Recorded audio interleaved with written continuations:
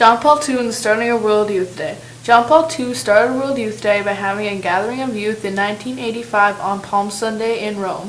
Eventually it progressed into World Youth Day. He started World Youth Day because he saw the youth much alone and he wanted them to know that they were not alone.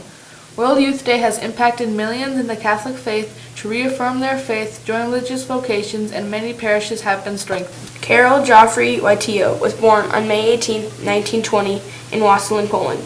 He lived a very independent life, considering his mother died after having frequent illness when he was 9, and his only sibling Edmund died from scarlet fever when Karol was 12. After the death of his mother and brother, he was left with only his father. Karol turned to the arts and theater as an outlet for his gifts. They moved to Krakow in 1938, but in 1941, Karol's father died of a heart attack, leaving Karol, who was 20, with no family left. After his father's death, he started thinking more about the priesthood. So in 1942, while the war still continued, he went to the bishops to start his studies for becoming a priest. In 1944, while he was still doing his studies, he was hit by a German truck and taken to the hospital there, where he recovered for 2 weeks. To him, this accident and his survival was confirmation of his vocation. After a couple years of running from the Nazis and hiding Jewish children, he was later given the Medal of Righteous Among the Nations. For John Paul II, the Holocaust brought personal losses, the death of people he knew and cared for. It is another example of his personal suffering and ties him into Poland's history.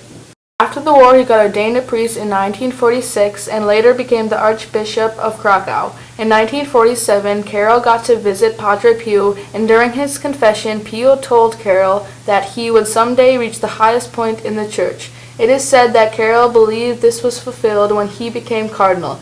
In 1967, he was part of forming the Unethical Human Vitae, which dealt with the same issues that forbid abortion and artificial birth control. In 1978, following the death of Pope Paul VI, John Paul I then was voted in as Pope, but after only 33 days as Pope, he died. In 1978, Karol got voted in as Pope and accepted it with these words: "With obedience and faith to Christ my Lord, and with trust in Mother of Christ and the Church, in spite of great difficulties I accept," taking the name John Paul II after the previous Pope. John Paul II was the first non-Italian Pope in 455 years, the first Polish Pope in 400 years, and the youngest Pope since Pope Pius XVI. Unlike other popes, during his inauguration when the cardinals were to kneel before him to take their vows and kiss his ring, he stood up as the bishops knelt down. He stopped them from kissing the ring and simply hugged them. During his pontificate, John Paul II made trips to 129 countries, traveling more than 680,000 miles, for more than any other pope before him. Whenever he went, he attracted large crowds, some the largest in human history. John Paul II has been credited with being instrumental in bringing down communism in Central and Eastern Europe by being the spiritual inspiration behind its downfall and catalyst for a peaceful revolution in Poland.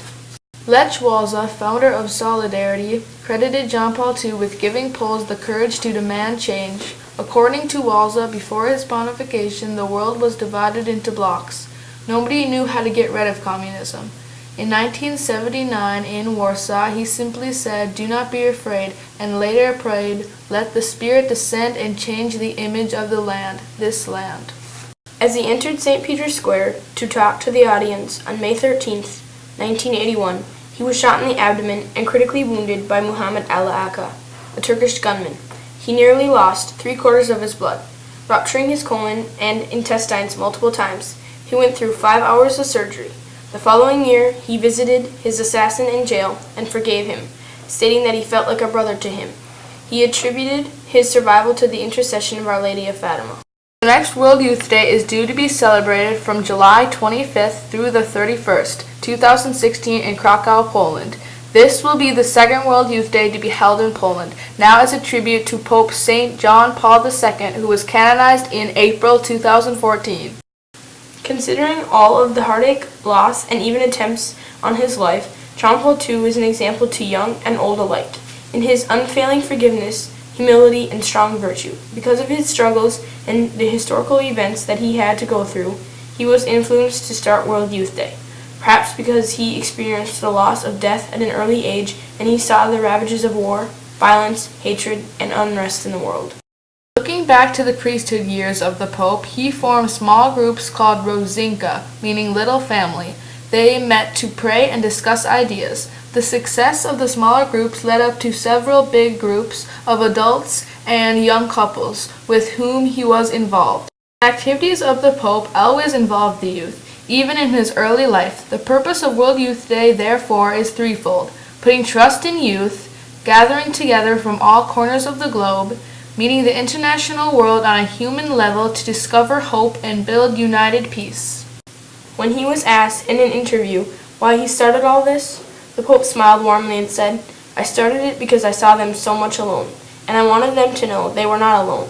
He said that we must not be afraid of going against society and standing up for what we believe in and the work we do, because the challenges of global inequity and obsession are not fixed easily, and we cannot be afraid of a long flight. Youth come to World Youth Day with very different backgrounds and languages, but each one is there because they believe in the same thing. He explained, every time a city hosts World Youth Day, vocations skyrocket. World Youth Day has a long-term impact of apostolic growth. It leads to youth finding their vocation and being a presence to the world in their everyday lives, which influences them and their world for years to come. To some people, they believe that the starting of World Youth Day is John Paul II's greatest legacy, even greater than his influence on the fall of communism, the relations with the United Nations, the poor, and the vulnerable, and all his travels and personal suffering.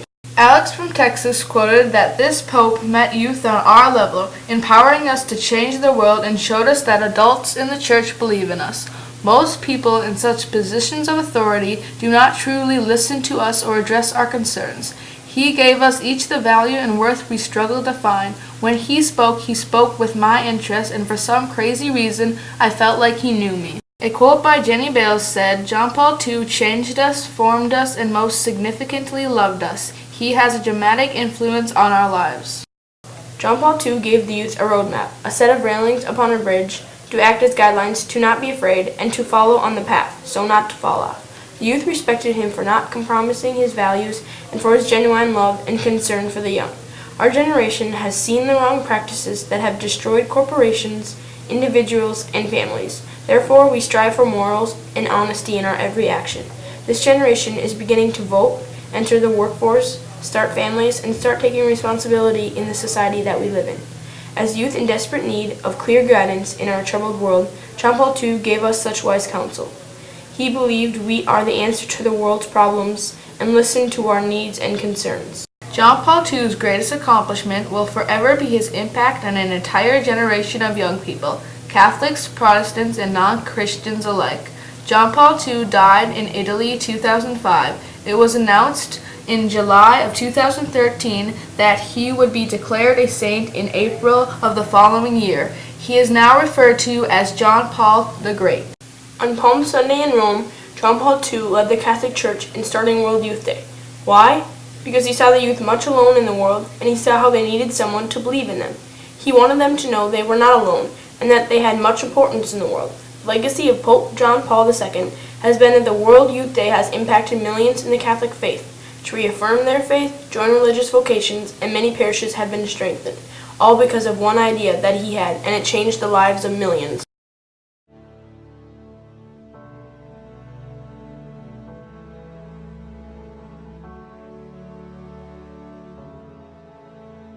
John Paul II was an extremely charismatic spiritual leader. There was just such a joy in him that was present that you could see. He had an intensity about life and an intense love for people.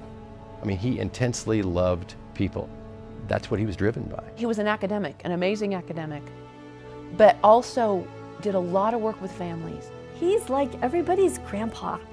John Paul II has been a presence of Christ, really, on earth. One newspaper reporter in Denver called him God's ambassador to the United States. He wasn't just a pope, he was a pastor. He was not a person that was above the people. He was just so able to put you at ease in his presence. When the Holy Father landed somewhere, it's like 900 square miles of grace just settled on the city.